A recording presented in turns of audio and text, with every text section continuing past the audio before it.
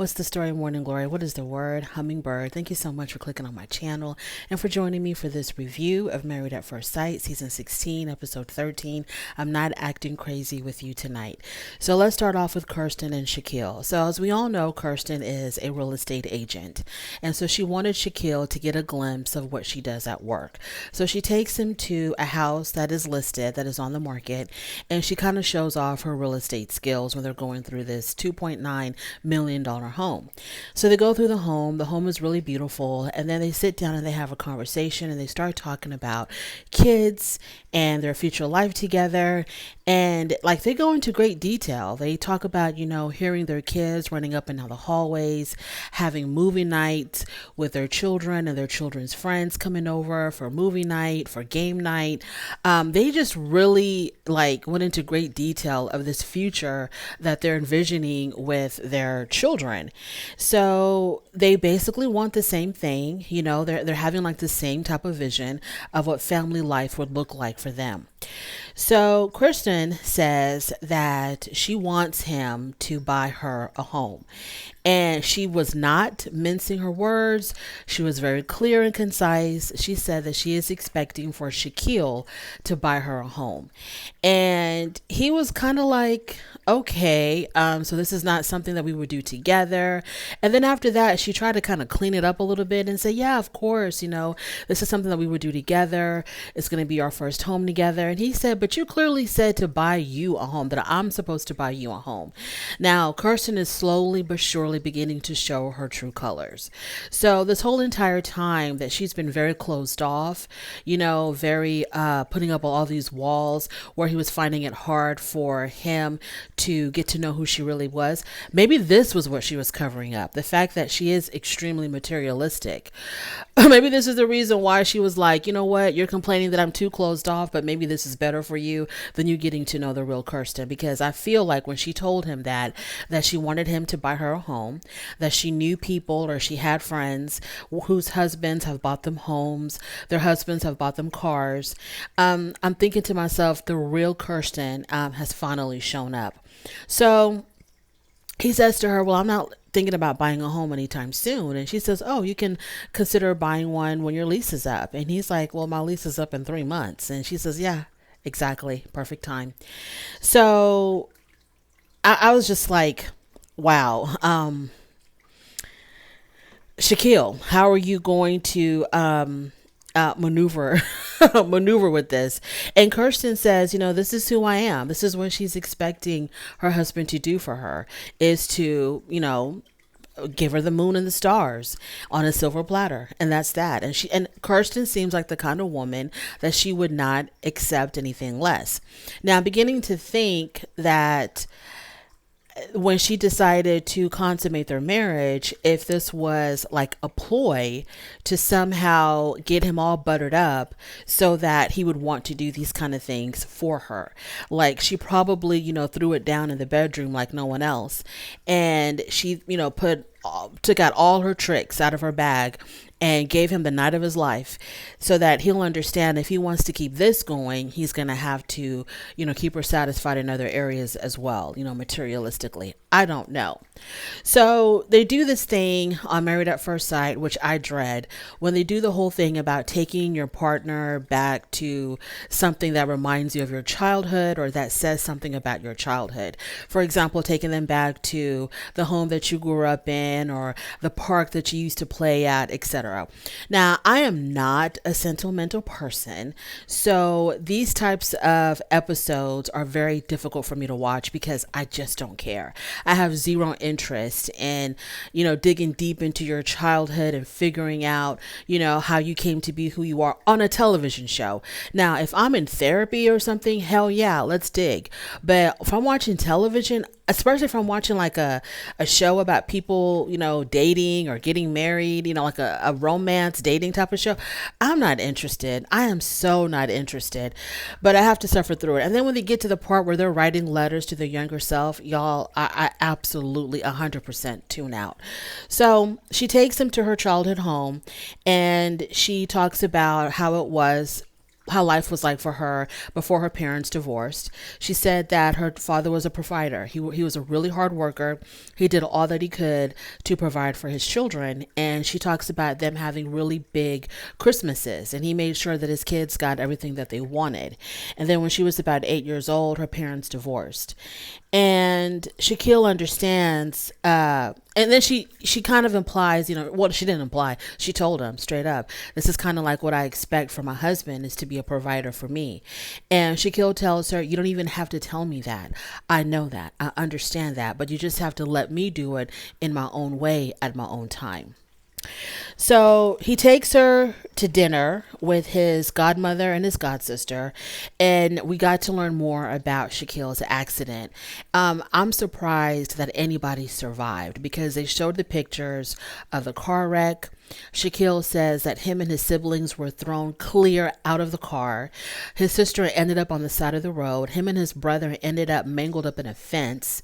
When they went to the hospital, he says that when he finally came to, no, he said that before, I think even before they were found, he says he woke up. I guess he was like, he got knocked out. He woke up and all he saw was just blood running down his face.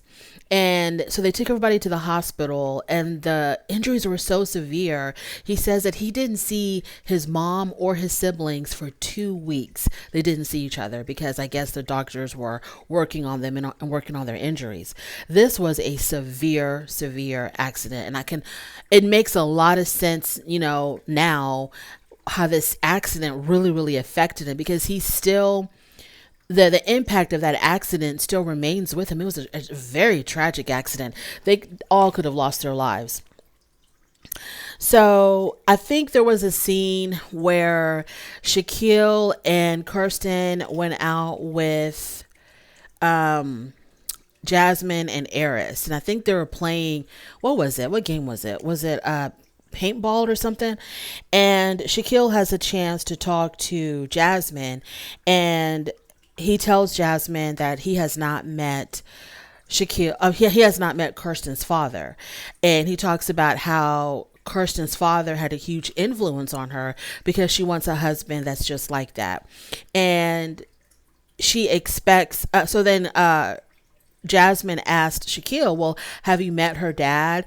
So you can have a conversation with him and to get more insight on who Kirsten actually is, or the kind of person that she was growing up. And he says, no, he hasn't had a chance to meet her dad yet. And then Jasmine was like, well, does it bother you that you haven't met her father? And at first he tried to, be real political about it. And then Jasmine was like, cut the crap. Does it bother you or not? And he finally admitted that it does bother him that he has not met her dad yet. Moving on from there. So they're at their apartment and they're having dinner. And Shaquille brings up how Kirsten had said how she expected him to buy her a house.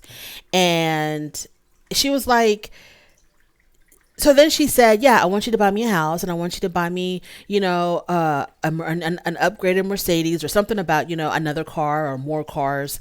And he said, I'm going to get you a Honda, because right now she has a Mercedes. He says, I can buy you a Honda. And so they're talking about cars, right?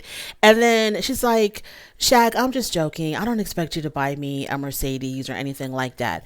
And he said, but you do expect me to buy you a house. And she tried to downplay it, right? Because when they were at that house, it looked like she was dead serious.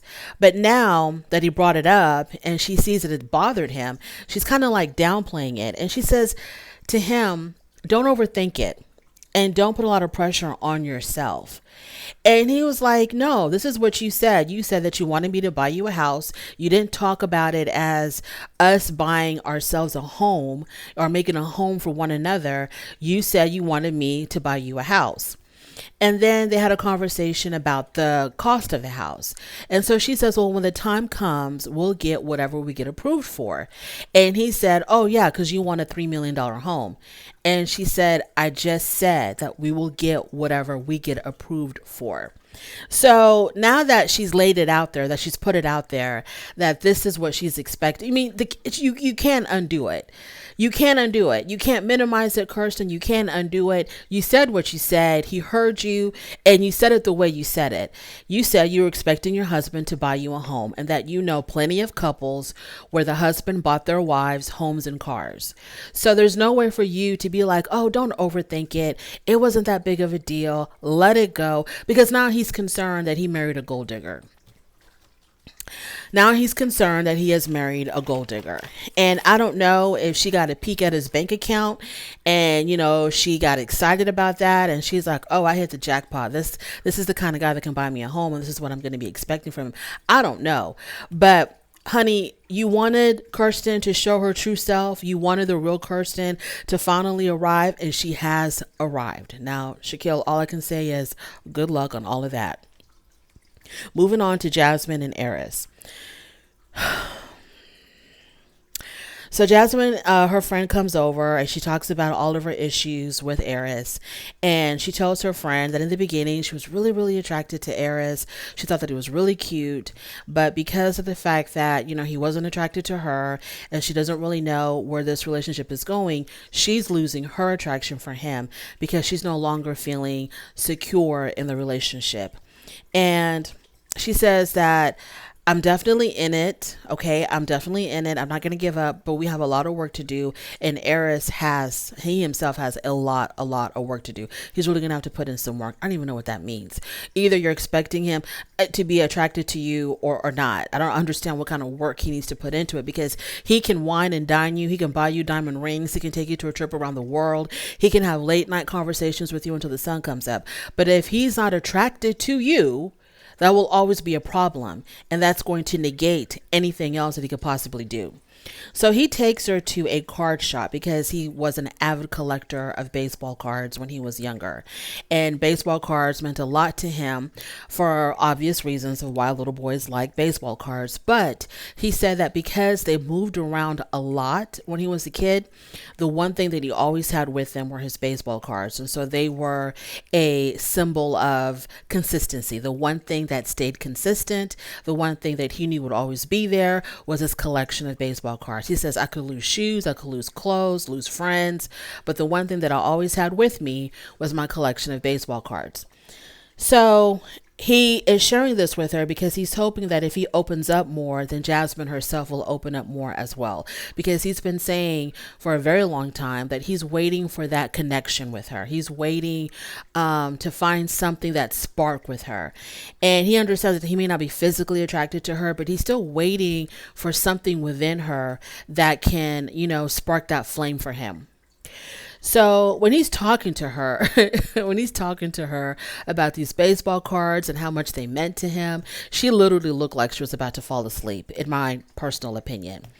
So when he's done talking about that, and then he also talks about how when he went to therapy, he found out that he has this bad habit of running, like running from place to place, running from relationship to relationship. I guess when things get too tough or whatever, he runs. And he's like really pouring his heart out, and Jasmine seems really closed off. She's not really adding too much. And the only thing that she can respond with is, I ain't got nothing to say to that. Or I don't know what to say to that. And this is where I feel like, even if the cards are stacked against y'all, Jasmine, if you're going to stay, still give it your all so that you know that you did your best. So on decision day, if it doesn't work out and y'all decide to get a divorce, you can get a divorce knowing that you did all you could. You left no stone unturned. So the fact that she's really closed off and she's not really contributing to the conversation and she's silent and all of that, she's going to regret it, because on decision day, what is he going to say when they ask him, well, why don't you want to be married to her? Why do you want to get a divorce? What is he going to say? He's going to say she didn't try. That's exactly what he's going to say. I tried. I opened up to her. I was transparent. I bared my heart to her, and she never tried. And she never responded, and she never opened up to me. And I waited. And they're going to say to him, And if she would have opened up, would your decision be any different today? And he's going to be like, hell yeah. If she would have opened up more, hell yeah, I would say yes today. So later on, oh, and another thing, I understand the reason why she's closed off. She's closed off because she doesn't want to invest in something that's she feels like it's just not going to work out, because in her mind, the fact that he is not physically attracted to her, it's a done deal. It's a done deal. And even though on this show, the experts continuously say that it's not about physical attraction, it's about being attracted to the person as a whole. Physically, they may not be what you want, but who cares? Because looks fade. Okay, looks fade. Eris keeps on talking about how he likes a big old booty. Big old booties start sagging after a while, and they get lumpy, and they get cellulite. So looks fade. You have to connect with the soul, the person. And you would think that she would keep that in mind and still be in it, even if she feels like, okay, at the end of the day, he's not going to choose me, but I'm still going to give it my all. I'm still going to show up when I need to show up. What she did in the beginning, because, you know, she took care of him when he had COVID, blah, blah, blah. But then she started fading away. So if you're choosing to stay in this, you need to give it a y'all. Don't stay in it and do a really half-ass job. So after that, they are in bed, and Eris reads a letter from his dad to his mom. And, you know, we know that his dad passed away when he was he a teenager or younger, somewhere around there? His dad passed away. So his whole entire life, Eris has been missing his dad. And I'm pretty sure there's a lot of anger and sadness and frustration there of him not having a father around. And he mentioned several times, he talks about seeing other little boys with their dad and doing father-son stuff, and how much that hurts him because he never had the chance to, okay, we get it. So he has a letter that his father wrote to his dad, and he has a letter that his father wrote to his mother when he was a baby. And, I think his father died when he was really young, I think. I don't remember. Anyways, so he reads this letter to Jasmine, and I was like, Jasmine, girl, you better respond. You better respond. He is reading the letter of his deceased father to his mother. This man is pouring his heart out to the mother of his child, talking about how much he loves and misses his son. Girl, you better respond. Do not just, I don't know what you're going to say. And thank God she responded. So they talked about that. She asked him questions, like, why do you keep the letter with you? What does this letter mean to you? What prompts you to want to pull it out and read it?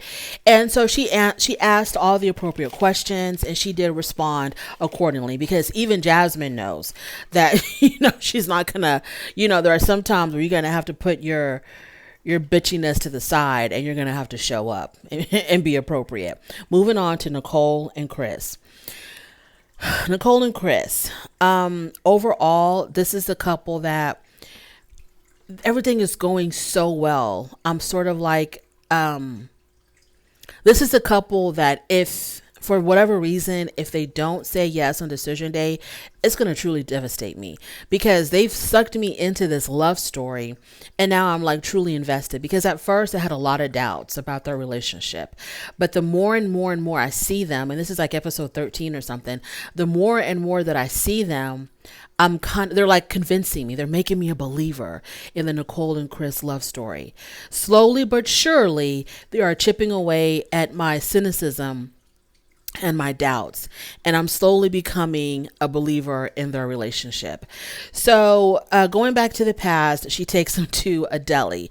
She's originally from New York, and so they used to go to the deli a lot. It meant a lot to her going to the delis up there in New York, but they're not in New York, they're in Nashville. So they go to a deli that's the closest thing, that's the most similar to the ones in New York. And so she talks about, the significance of delis and everything. Okay. So then she tells them of her troubled past as a teenager. Her parents were very laissez-faire. They were not really strict. She says that looking back, she wishes that they were stricter on her, because she was running wild. She was lying. She was cutting school. She was staying out late, hanging out with the wrong crowd, trying to do crazy things to impress the wrong crowd. Her grades were falling. and she always felt the need to be accepted by her peers, and these were the peers that were leading her down the wrong path. And Chris said that he couldn't marry the person that Nicole was when she was younger because it reminded him of some of his exes.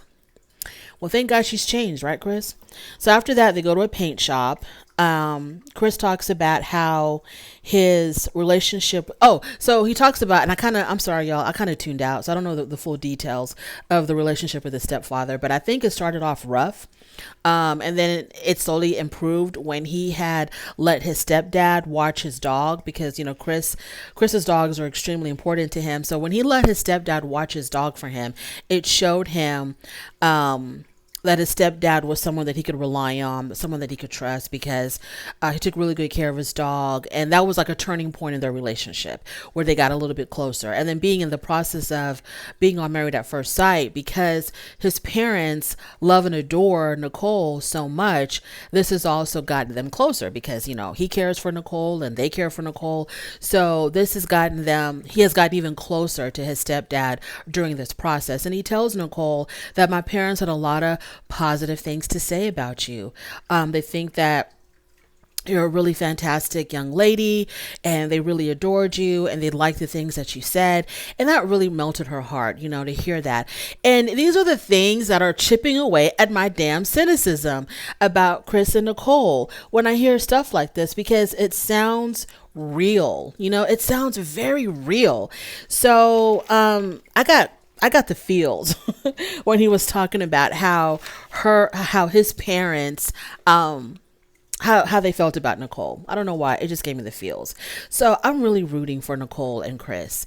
I really want both of them to say yes. I want to see them on Married at First Sight. What is it? Happily Ever After or something. I want to see them stay together. I want to see them have children or not have children, whatever they decide to do. I want to see them buying their first home. I am invested in the Nicole and Chris story. Moving on from there, we have Clint and Gina. So there's always not much to say about Clint and Gina. They give us like the littlest scene, the least amount of scenes with Clint and Gina. So he takes her to a soccer field because he played soccer as a child, and he talks about what soccer meant to him, how it made him stronger, because he really wasn't crazy about the sport, but then he didn't give up, blah, blah, blah. He persevered. So Gina says that they both share the mentality of not giving up, and they're applying that concept to their marriage. So they both have this tenacity about life, and they're applying it towards their marriage, that even though they've hit a lot of rough spots, they are still in it and they are not going to give up on this marriage. Gina says that because he's so determined to make this work with her, she's finding him more attractive and she has more hope for their marriage. So Gina then takes Clint to hair school, which I thought was funny that she was calling it hair school. I thought it was cosmetology school, but she calls it hair school. Maybe there's like cosmetology, which is you learn a little bit about everything, and then there's hair school where you learn everything about hair and hair salons. Maybe that's what it is. So she tells him that she was going to be a broadcast journalist, but then she changed her mind and became a hairstylist. And he said that, the same thing happened to him. He started off on one career path, but then he changed his mind to go into the world of technology. So they have that in common. So the problem with Clint and Gina is that on paper, everything is going so well. If you tell the story of Clint and Gina, it sounds good. They had this rough start. They got over that. They're sticking with it. They're improving. They're doing the work. They're determined to make it work.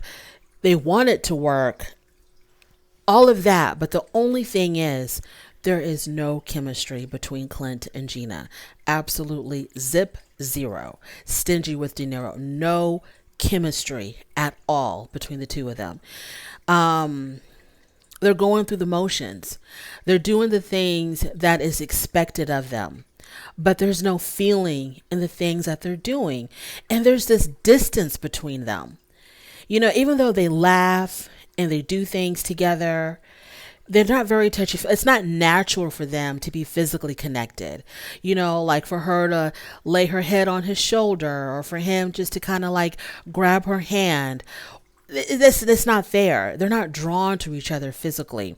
And there's nothing wrong with that. I'm not going to try to dissect that. They're just not feeling each other in the physical sense. And that's just what it is. And that's okay. But they're doing what they're supposed to be doing, is they're trying to really get to know each other as people. And I'm hoping that that's going to be strong enough, that connection that they have as two individuals who like each other and who are interested in one another and who are trying to make this work, that desire to succeed in this marriage kind of grows into a physical attraction, and it grows into, a spark, a romantic connection. But I kind of don't think that it will, because there's not enough time. But yeah, it's a great story, but it's only a great story on paper. It's not a great story in real life. And I think that's all I have to say. Thank you so much for joining me. I really do appreciate it. On your way out, don't forget to rate the video. If you like this content, go ahead and subscribe, and I will definitely talk to you later. Bye.